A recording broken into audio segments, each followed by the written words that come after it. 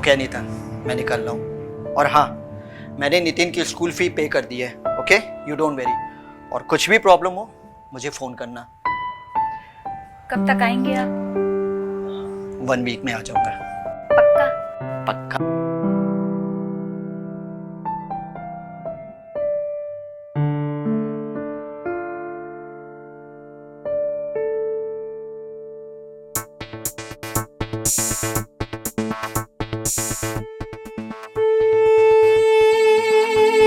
मैं अनीता मल्होत्रा, एक अमीर पति की पत्नी।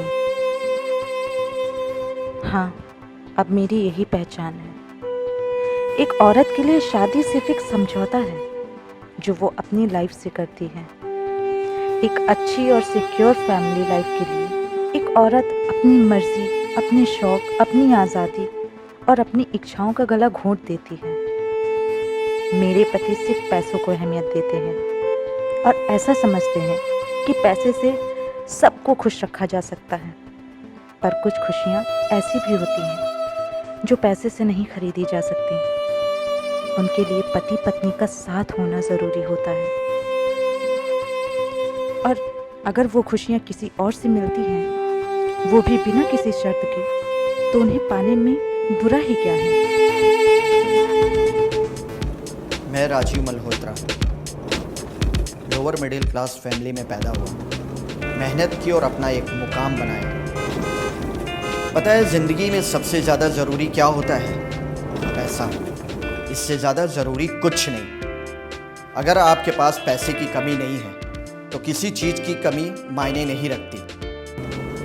इसलिए मैंने सिर्फ और सिर्फ पैसे को अहमियत देता हूँ, सबसे ज़्यादा, अपनी फैमिली से भी ज़्यादा। मैं अपनी फैमिली से दिनों तक दूर रहता हूँ, अपने बच्चे के साथ खेल नहीं पाता, वाइफ के साथ टाइम स्पेंड नहीं कर पाता। पर ये सब मैं अपनी फैमिली के अच्छे फ्यूचर के लिए ही तो कर रहा हूँ, तो इसमें बुरा क्या है? मैं Akash Kumar lower class family में पैदा हुआ, ढेर सारे सपने और उम्मीदों के साथ। सपने खुद के कि एक दिन मैं पढ़ लिख कर एक बड़ा आदमी बनूंगा, जिसके लिए मैं और मेरी माँ दोनों ही मेहनत करते हैं। मैं पढ़ाई में दिन रात एक करता हूँ और मेरी माँ मेरी फिक्र में दिन रात एक करती है। सपनों के इस मुश्किल दौड़ में एक ब्रेक चाहिए होता है, कुछ खुशनुमा पल किसी हसीन साथी के साथ। और अगर किसी गैर से भी वो हसीन साथ मिलता है तो उसके पास जाने में बुरा ही क्या है।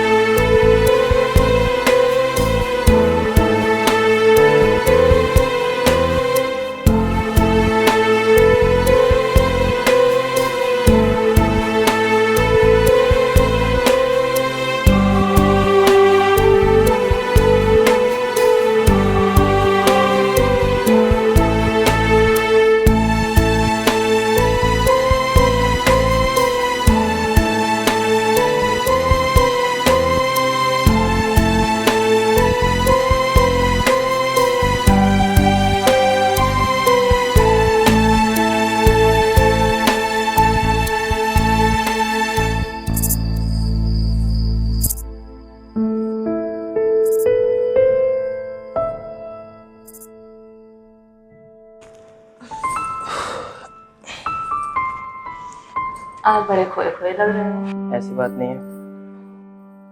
आकाश, 6 महीने से हमारा रिलेशनशिप है, इतना तो मैं तुम्हें जानती हूँ। चलो बताओ क्या बात है। अरे कुछ नहीं, बस वो 2 दिन के बाद रिजल्ट आने वाला है ना, तो उसी की थोड़ी टेंशन हो रही है, और कोई बात नहीं है। टेंशन किस बात की? एग्जाम तो अच्छा हुआ था ना? हाँ पता नहीं, पर टेंशन हो रही है। जब से तुमसे मिला हूँ पढ़ाई में मन ही नहीं लगता। So sweet. और एग्ज़ाम भी कुछ खास नहीं हुआ था। मुझे तो डर है कि कहीं मैं फेल ना हो जाऊँ। मेरी माँ मुझसे बहुत सारी उम्मीदें लगा कर बैठी है, बेचारी बहुत सारे सपने देख रखे हैं मेरे लिए। मुझे बहुत डर लग रहा है। तुम डरो मत, सब कुछ बहुत अच्छा होगा, समझे? और तुम्हारा पति राजीव भी तो आने वाला है। अरे नहीं, डोंट वरी, अभी वो नहीं आ रहा, ही इज इन इलाहाबाद। तुम ये सब छोड़ो ना, फिर से कर। नितिन का दरवाजा बंद है। हाँ बाबा, हमेशा की तरह बाहर से दरवाजा बंद कर सके। अभी चले?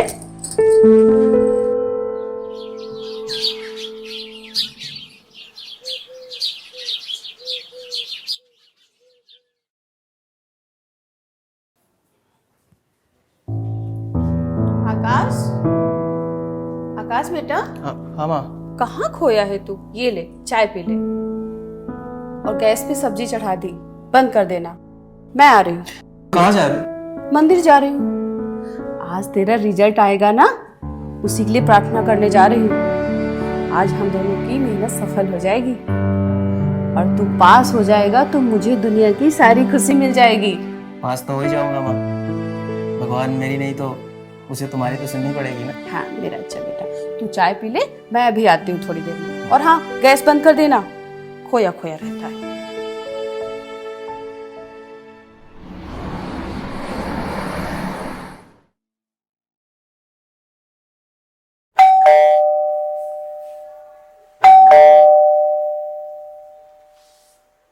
अरे आ गए आप? ओ अनीता, नितिन सो गया क्या? हाँ।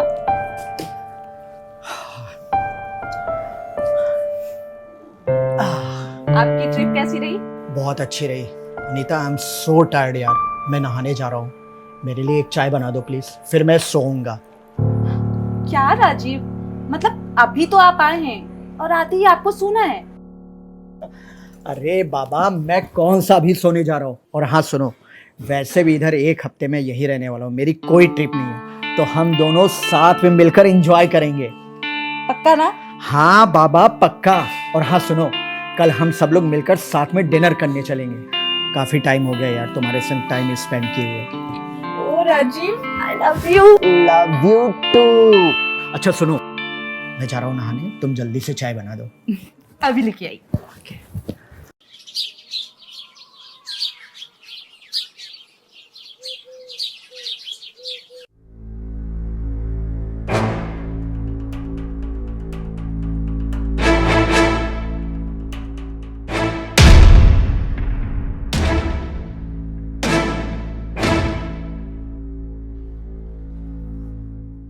अरे अनीता यार, शाम के 7 बज चुके हैं यार। और ये क्या, अभी तक नितिन भी रेडी नहीं हुआ है। पापा, I am ready. Yeah, that's my good boy. But आपकी मम्मी कहाँ है? अभी तक तो रेडी हुई नहीं। अनीता चलो यार, देरी हो रही है। ओहो, आ गई। इतने टाइम के बाद पति के साथ जा रही हूँ बाहर, तो रेडी होने में टाइम लगेगा ना। अच्छा बाबा ठीक है, चलो। एक सेकंड। हेलो, हाँ विजय बोलो। व्हाट? एक काम करो, तुम संभालो वहां पे, मैं अभी निकल रहा हूं। ओके अनीता, मुझे निकलना पड़ेगा यार। पापा आप हमेशा ही ऐसे करते हैं, आपसे हम बात नहीं करेंगे। Anita I am so sorry यार।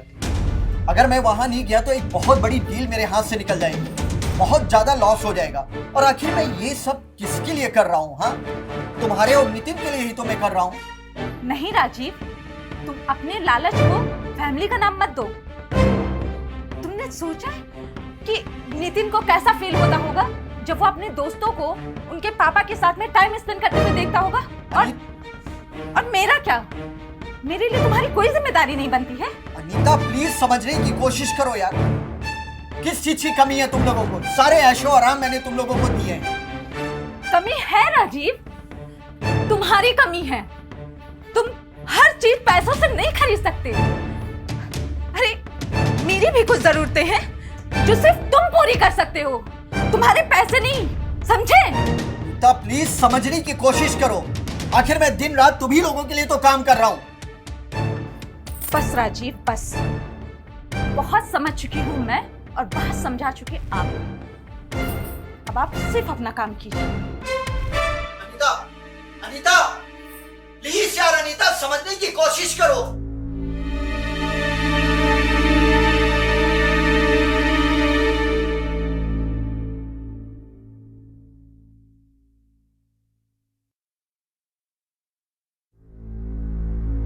आकाश, ये ले प्रसाद। क्या हुआ? ऐसे मुंह लटका के क्यों बैठा है? रिजल्ट आया क्या?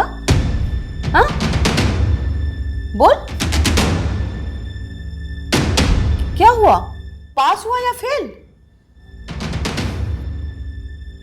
फेल हो गया तू? हाँ,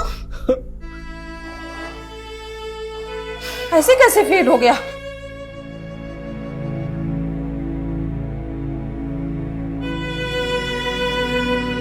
बेटा, तूने तो बोला था तेरा एग्जाम बहुत अच्छा हुआ है। हाँ, रात रात भर जाकर पढ़ाई की थी तूने, और तू बोल रहा है फेल हो गया। सॉरी माँ। सॉरी?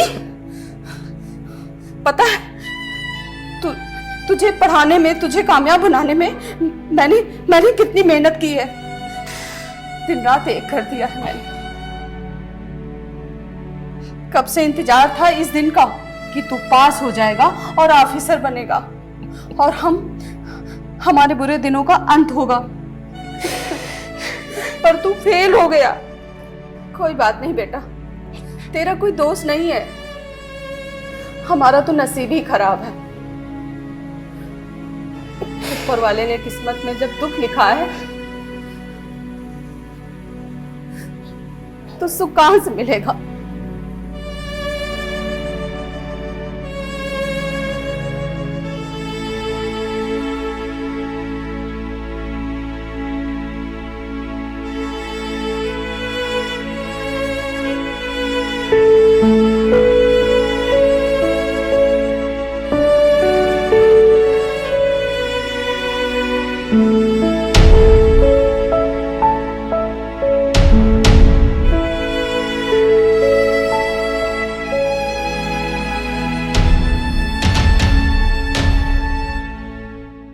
एक बार फिर अनीता अपने जीवन में खुद को हताश और तन्हा महसूस करने लगी थी। राजीव का इस तरह से अपनी फैमिली को इग्नोर करना अनीता को चुभ रहा था। दूसरी तरफ आकाश अपनी परीक्षा में फेल हो चुका था। उसके सपने टूटकर बिखर चुके थे और सबसे बड़ी बात यह कि वो अपनी मां से नजरें तक नहीं मिला पा रहा था। क्या आकाश अनीता से दूरी बना लेगा और क्या अनीता ये होने देगी?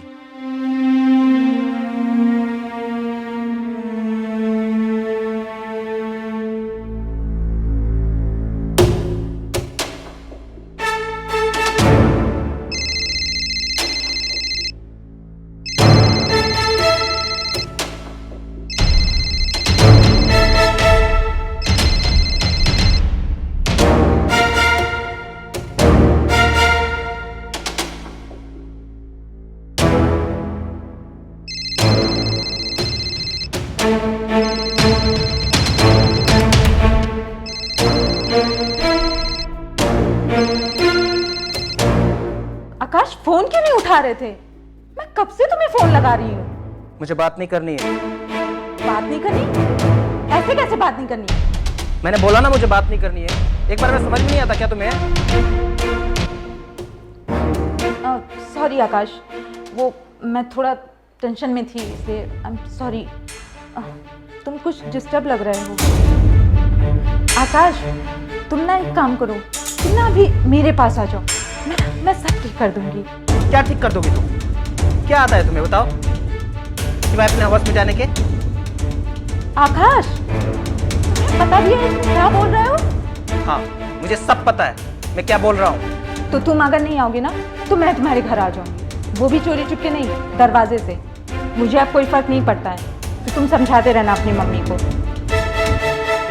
मैं आता हूँ।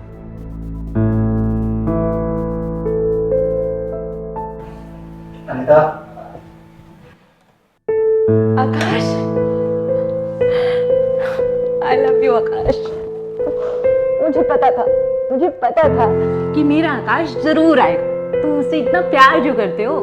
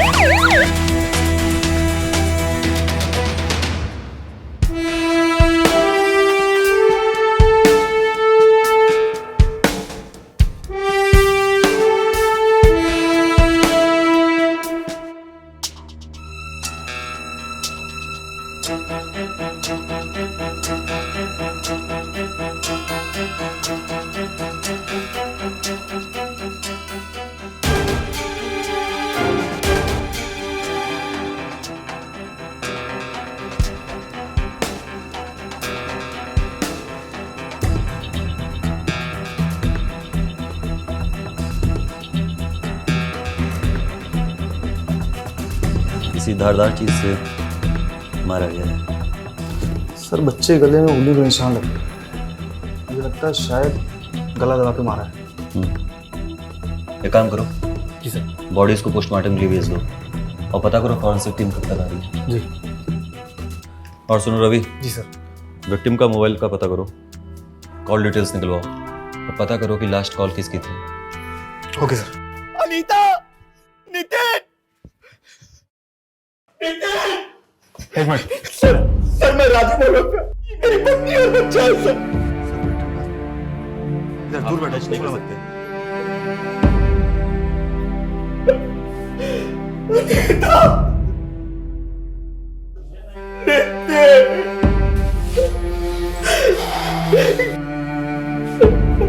देखिए राजीव, हम आपका दुख समझ सकते हैं, लेकिन हमारी भी कुछ फॉर्मेलिटीज होती हैं जो हमें पूरी करनी पड़ेंगी। कुछ पूछताछ करनी थी आपसे, अगर आप कहें तो हम बाद में आ जाएं। पूछिए, पूछ सकते हैं आप।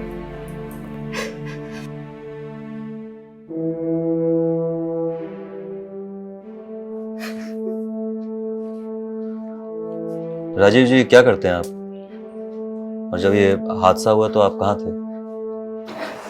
सर मेरा इंपोर्ट एक्सपोर्ट का काम है और इसी सिलसिले में मेरे बाहर के टूर ज्यादा लगते रहते हैं। मुझे क्या पता था कि मेरे जाने के बाद इस तरह का हादसा हो जाएगा। बाहर मतलब कहाँ, शहर से बाहर? Yes sir, Allahabad. किसी से कोई लड़ाई झगड़ा या? सर बिजनेस फील्ड में कुछ लोग ऐसे हैं जो मुझसे चिढ़ते हैं, लेकिन वो लोग सर ऐसा काम बिल्कुल नहीं कर सकते सर। आपको किसी पे कोई शक है? नहीं सर। राजीव जी आप बुरा मत मानिएगा, लेकिन ये हमारा काम है पूछताछ करना। आपने अभी बताया कि आप अधिकतर शहर से बाहर रहते हैं, तो कहीं ऐसा तो नहीं कि आपकी गैर मौजूदगी में अनीता जी का कोई अफेयर चल रहा हो और जिसके कारण उनका कत्ल हो गया हो? सर ये आप क्या बात बोल रहे हैं, मेरी अनीता बिल्कुल ऐसी नहीं थी सर।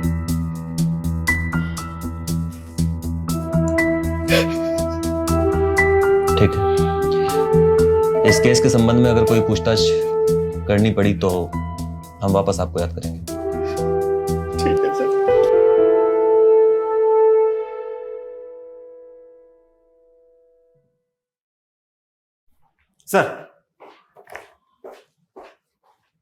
सर ये रही अनीता के और उसके बेटे की primary postmortem report. Sir report के हिसाब से अनीता का गला रेता गया है, किसी चाकू जैसे तेज हथियार से। बाकी डिटेल आने वाली है। सर ये अनीता के बेटे को गला दबाकर मारा गया है। कोई मर्डर वेपन मिला? सर अभी नहीं, लेकिन छानबीन जारी है। और फॉरेंसिक टीम की क्या रिपोर्ट है? सर फॉरेंसिक की अपडेट अभी तक नहीं आई, लेकिन अनीता के घर के सारे चाकू जैसे तेजधार हथियार को जब्त कर लिया गया और फॉरेंसिक को भेज दिया गया। सर अनीता का call record, sir call record में ज्यादा खास नहीं, लेकिन एक नंबर है जिससे अक्सर रात को अनीता बात करती थी। किसका? सर किसी आकाश नाम के लड़के का। आसपास मैंने पता किया, सब उसके बारे में अच्छा बता रहे हैं। अच्छा लड़का था, पढ़ाई लिखाई करता था और अपनी माँ के साथ रहता था। अगर ये आकाश इतना अच्छा लड़का है जो किसी से बात भी नहीं करता, तो ये अनीता से क्या बात करता होगा, वो भी खासकर रात को? एक काम करो रवि, जी सर। इस आकाश को उठाओ और ध्यान में रखना, हो सकता है कि मर्डर वेपन इसी के पास से मिले। Okay sir.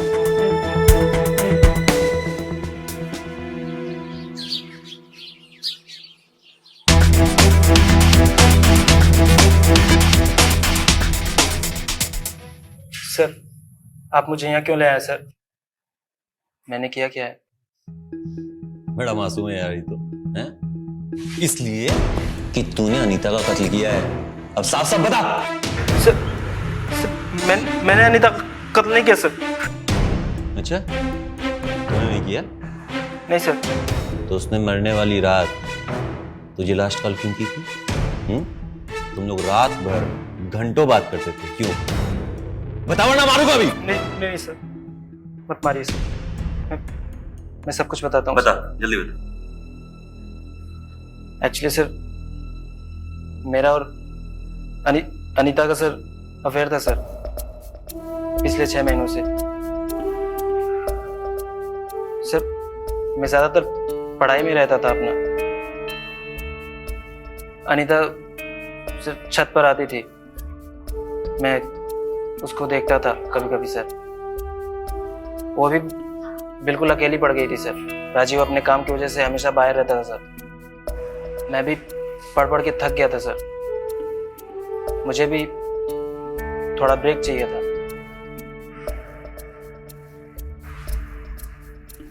तो वही सर, हम दोनों एक दूसरे के करीब आने लगे। हम एक दूसरे से मिलने लगे, फिर सर इंटीमेट होने लगे सर। और उसकी वजह से मेरी पढ़ाई बिल्कुल डिस्टर्ब हो गई सर। मैं हमेशा अनीता के बारे में ही सोचता रहता था, उसी के ख्यालों में खोया रहता था सर। मेरी माँ को मुझसे बहुत उम्मीद थी सर। मैं पढ़ लिख कर ऑफिसर बनूंगा, यूपीएससी एग्ज़ाम क्वालिफाई करूंगा सर। लेकिन सर, मेरा यूपीएससी का एग्ज़ाम बिल्कुल ख़राब गया सर। और मुझे डर था कि मैं फेल हो जाऊंगा। जो डर था सर, वही हुआ सर। मैं फेल हो गया सर। और उसी रात सर अनीता जिद करने लगी कि उसे अभी मिलना है सर। मैंने गुस्से में उसको मना किया, लेकिन वो मुझे धमकी देने लगी सर कि अगर मैं उससे मिलने नहीं आया तो वो मेरे घर आ जाएगी। और बोल रही थी कि तुम अपनी माँ को संभाल लेना। मुझे ब्लैकमेल करने लगी सर कि वो मेरे घर आ जाएगी। सर, मैं डर गया सर कि इन सब के बारे में माँ को ना पता चल जाए। इसलिए सर, मैं उस रात उससे मिलने चला गया। फिर मैं वहाँ से रात को आके और अपने घर पे सो गया सर। फिर सर सुबह उठा और देखा तो अनीता के घर में उसका कत्ल हो चुका था सर। मैं सच बोल रहा हूँ सर। मैंने अनीता का खून नहीं किया सर। तो सच बोल रहा है या झूठ, इसका पता तो हम लगा लेंगे, लेकिन जब तक हम ये पता ना लगा लें तू यहीं रहेगा, समझा?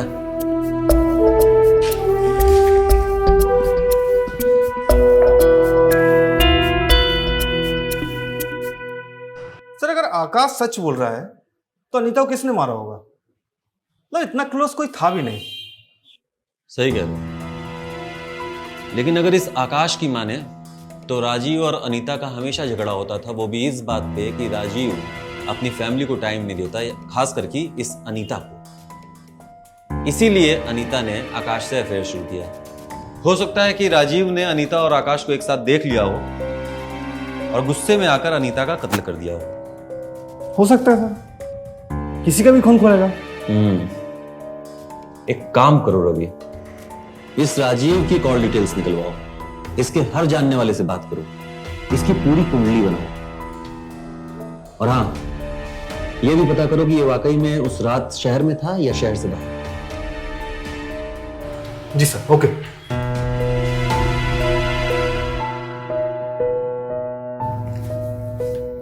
जैन सर। जय सर, वो आकाश की माँ आई हुई है सर। भेजो। जी सर।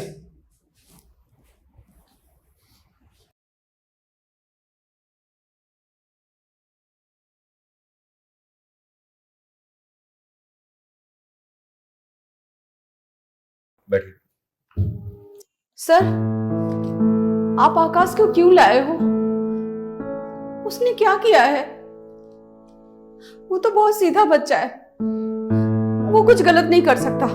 देखिए, पहले आप शांत हो जाइए। हमें शक है कि आपके बेटे आकाश ने अनीता का मर्डर किया है। नहीं नहीं, ऐसा नहीं। मेरा बेटा तो किसी को नजर उठा के नहीं देखता, तो वो खून क्या करेगा? देखिए, शायद आपको ये बात पता नहीं है कि आपके बेटे आकाश का और अनीता का पिछले 6 महीने से अफेयर चल रहा था, इसीलिए वो अपनी परीक्षाओं में भी फेल हो गया और यहाँ तक कि मर्डर वाली रात भी वो अनीता से मिलने गया। ये आप क्या कह रहे हैं साहब? जी, मेरा बेटा ऐसा नहीं है, वो किसी का खून नहीं कर सकता। आपको जरूर कोई गलतफहमी हुई है। मेरा आकाश ऐसा नहीं है। मुझे एक बार उससे मिल लेने दो। शाम, मेरे बेटे से मुझे मिल लेने दो। देखिए, अभी हमारी इंक्वायरी चल रही है, लेकिन इस बात का आपसे वादा है कि अगर आपके बेटे आकाश ने कुछ नहीं किया है तो उसको कुछ नहीं होगा। लेकिन अभी हमारी पूछताछ चल रही है, तो इस बीच कोई मुझसे मिल नहीं सकता। तो अभी आप प्लीज घर जाइए।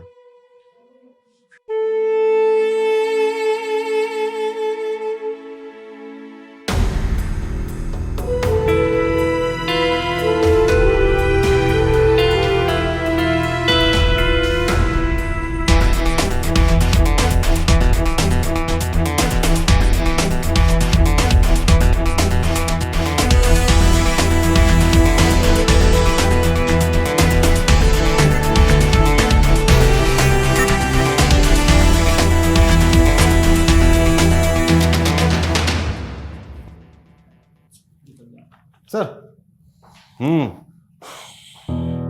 सर इस राजीव के बारे में मैंने पता किया। इसके लाइफ में सबसे ज्यादा इंपॉर्टेंट था पैसा, और कुछ नहीं। सर ये कल निकला तो इलाहाबाद के लिए था, लेकिन वहां पहुंचा नहीं, बल्कि अपने इसी शहर में था, किसी होटल में अपनी गर्लफ्रेंड के साथ। बहुत अच्छी बात है। इसका मतलब राजीव का भी अफेयर शुरू है। जी सर।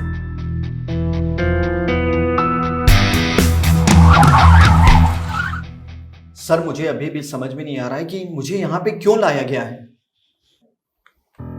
ये पूछने के लिए कि तुमने अपनी बीवी को क्यों मारा है। What? जी सर मैं अपनी बीवी को क्यों मारूंगा? और मैं पहले भी आपको बता चुका हूं कि उस रात मैं घर से बाहर गया हुआ था। अच्छा, कहाँ गए हुए थे? मैं बताता हूं। तुमने हमें झांसा जरूर दिया था कि तुम इलाहाबाद गए हो, लेकिन तुम थे यहीं इसी शहर में। सर बोलो, क्यों बोला था झूठ? मैं डर गया था। हमें मालूम था कि अनीता और आकाश का अफेयर चल रहा है। क्या? सर ये आप क्या बोल रहे हैं? मेरी अनीता बिल्कुल ऐसी नहीं थी। वो तो बहुत ही सीधी सादी और भोली भाली थी। हाँ सर, मैं उसके साथ टाइम स्पेंड नहीं कर पाता था, बट हम दोनों के बीच में अंडरस्टैंडिंग थी सर। नहीं थी, कोई अंडरस्टैंडिंग नहीं थी। दरअसल तुम अनीता को टाइम ही नहीं दिया करते थे, इसी वजह से वो अकेली पड़ी और उसने आकाश के साथ अफेयर स्टार्ट किया। जब तुम्हें इस बात का पता लगा तो तुमने गुस्से में आकर उसे मार डाला। सर मुझे उसके अफेयर के बारे में बिल्कुल नहीं पता था और मैंने उसे नहीं मारा है सर। और भला मैं अपने बेटे को क्यों मारूंगा सर? आप मेरी बात का यकीन कीजिए, उस रात मैं अपनी गर्लफ्रेंड के साथ होटल में था। अगर आपको यकीन नहीं होता तो आप पता कर सकते हैं सर। सर मैंने किसी का खून नहीं किया है सर।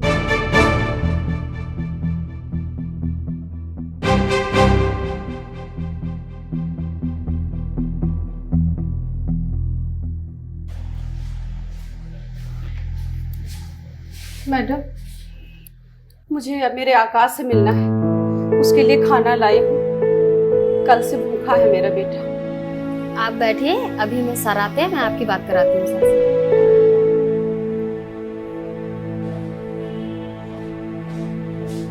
सर मुझे लगता है इस राजीव ने खून किया होगा। वो तो कुछ भी बोलेगा। ये कंफर्म तो तभी होगा जब फॉरेंसिक रिपोर्ट आएगी। वैसे भी सुबह तक रिपोर्ट आ ही जाएगी। गुड। मुझे समझ नहीं आ रहा था कि आखिरकार अनीता का कत्ल किसने किया है।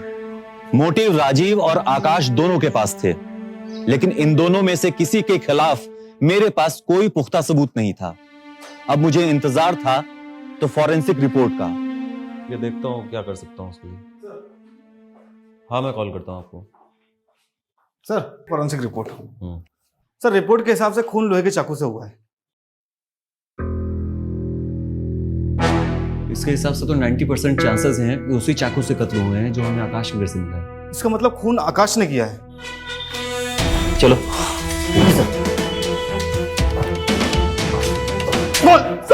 रुक जाओ, अब तो बता दे। फॉरेंसिक रिपोर्ट ये बोल रही है कि जो चाकू हमें तुम्हारे घर से मिला उसी से अनीता का खून हुआ है। बोल। सर आप मुझे जान से ही क्यों ना मार दूं सर, मैं यही कहूंगा सर, मैंने अनीता का खून नहीं किया सर।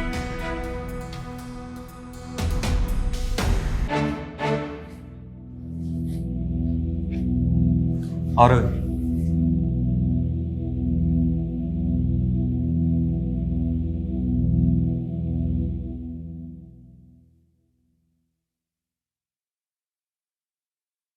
अगर ये आकाश ने खून नहीं किया है तो किसने किया होगा? मुझे तो लगता है ये आकाश झूठ बोल रहा है। मैडम, कब से बैठी हूं मैं, आखिर क्यों नहीं मिलने दिया जा रहा है मेरे बेटे से? कल से भूखा है वो, खाना लाए उसके लिए। ये कौन चीख रहा है? सर वो आकाश की माँ आई है, खाना लेके मिलने के लिए बोल रही है। शांत करो। एक बात बताओ, आकाश की फैमिली में आकाश और आकाश की माँ ही है ना बस? हाँ सर। अंदर लेके आओ। जी सर। साहब, मुझे मेरे बेटे से मिलना है। ये लोग मिलने नहीं दे रहे मेरे बेटे से। देखिए ममता जी, अब मुझे तो ऐसा लगता है कि आप अपने बेटे से कभी नहीं मिल पाएंगी। ऐसे कैसे नहीं मिल पाऊंगी साहब? क्योंकि आपके बेटे ने कत्ल किया है अनीता और उसके बच्चे दोनों का। अब तो फॉरेंसिक रिपोर्ट ने भी बता दिया कि जो चाकू आपके घर में पाया गया है उसी से कत्ल हुआ था, तो अब तो उसे फांसी होगी। ऐसे कैसे उसने खून किया है? उसी ने किया है? नहीं साहब, उसने खून नहीं किया। तो किसने किया है फिर? मैंने। अच्छा, कैसे किया है? हाँ, मैंने खून किया, अनीता का और उसके बच्चे का भी। वो मेरे बेटे की जिंदगी बर्बाद कर रही थी। आकाश जब फेल हो गया था तब मुझे बहुत गुस्सा आया। मैंने ये सोच लिया कि शायद ये मेरी बदकिस्मती है जो आकाश फेल हो गया। पर उस रात आकाश को मैंने अनीता से बात करते हुए सुना तो मुझे बहुत गुस्सा आया। मैंने बोला ना मुझे बात नहीं करनी है। एक बार में समझ में नहीं आता क्या तुम्हें? क्या ठीक कर दोगे? क्या ठीक कर दोगे तुम? क्या आता है तुम्हें बताओ? क्या आता है तुम्हें बताओ? सिवाय अपने हवस मिटाने के। हाँ मुझे सब पता है, मुझे सब पता है। क्या बोल रहा हूँ? मैं क्या बोल रहा हूँ? मैं आता हूँ।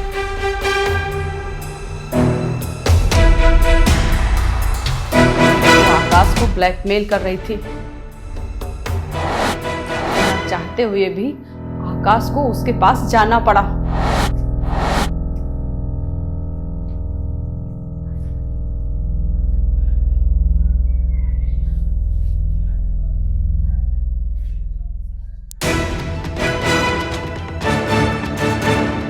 मुझे बहुत गुस्सा आया साहब। वो मेरे बेटे का करियर खराब कर रही थी और मैं अपने बेटे को बर्बाद होते नहीं देख सकती थी। इसीलिए मैंने उसे मारने का फैसला ले लिया। थोड़ी देर बाद जब आकाश वापस आया तो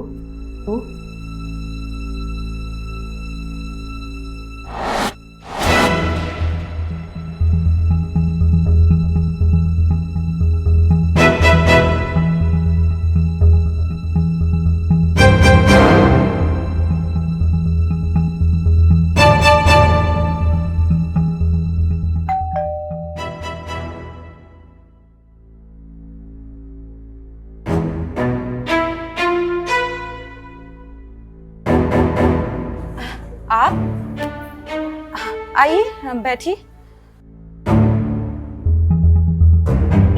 आप इतनी रात में कोई बात है क्या? हाँ, तेरे से ही बात करने आई हूँ।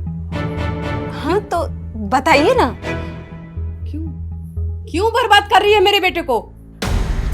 क्या बकवास कर रही हैं आप? बकवास कर रही हूँ? मैं सब जानती हूँ। तेरा और मेरे बेटे का अफेयर चल रहा है और तू उसे बर्बाद कर रही है। अच्छा, तो आपको पता चल ही गया। अच्छा है। वैसे आपको एक बात तो पता होगी ना कि ताली कभी एक हाथ से नहीं बजती। आपके बेटे और मेरे बीच जो कुछ भी हुआ वो हम दोनों की मर्जी से हुआ, और अब आपका बेटा कह रहा है कि वो मेरे साथ नहीं रहना चाहता। ऐसे कैसे नहीं रहना चाहता? मैं आपके बेटे को किसी भी कीमत पे अब छोड़ नहीं सकती। ऐसे कैसे नहीं छोड़ सकती? हाँ, ऐसे कैसे नहीं छोड़ सकती मेरे बेटे को? क्या कर लेंगे आप? हाँ? और ये छोड़िए मेरा हाथ।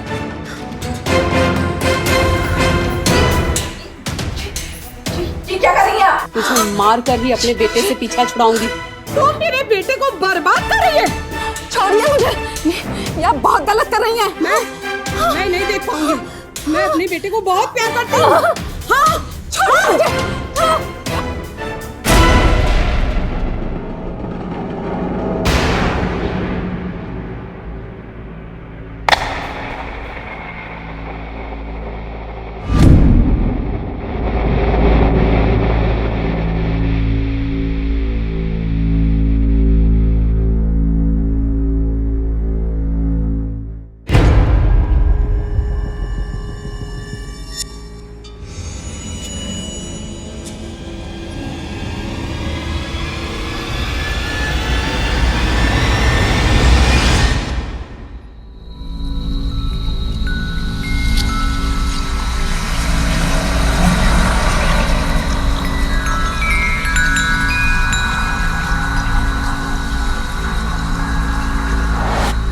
मैंने जो भी किया अपने बेटे के लिए किया। अगर मैं उसे नहीं मारती तो वो मेरे बेटे की जिंदगी बर्बाद कर देती। मुझे नहीं लगता मैंने कुछ गलत किया साहब। शर्म आनी चाहिए तुम्हें। कैसी मां हो तुम, जिसने ना सिर्फ एक औरत को बल्कि एक मासूम बच्चे को भी मार डाला। अब जिंदगी भर जेल में बैठना और सोचना कि तुमने क्या गलत किया है।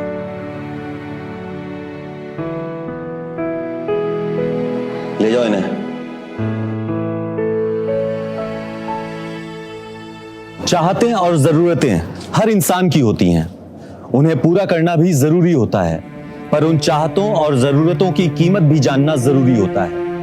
राजीव का पैसों के पीछे भागना बिल्कुल गलत नहीं था, क्योंकि हर इंसान अपने जीवन में ज्यादा से ज्यादा पैसे कमाना चाहता है, लेकिन उसके साथ जरूरी है तो उतना ही समय परिवार को भी देना। परिवार और व्यवसाय के बीच में एक संतुलन बनाना पड़ता है। राजीव ने यह संतुलन नहीं बनाया। अनीता ने जो भी किया वो गलत था। अगर राजीव उसे समय नहीं दे पा रहा था तो अनीता को राजीव से खुलकर बातें करनी चाहिए थी। अगर खुलकर बातें होती तो शायद राजीव अनीता के मर्म को समझ पाता। आकाश ने जो किया बिल्कुल गलत किया। आकाश की मां ने उससे ढेर सारी उम्मीदें लगा रखी थी, लेकिन आकाश अपने मोटिव को छोड़कर अनीता की प्रेम कहानी में फंसता चला गया।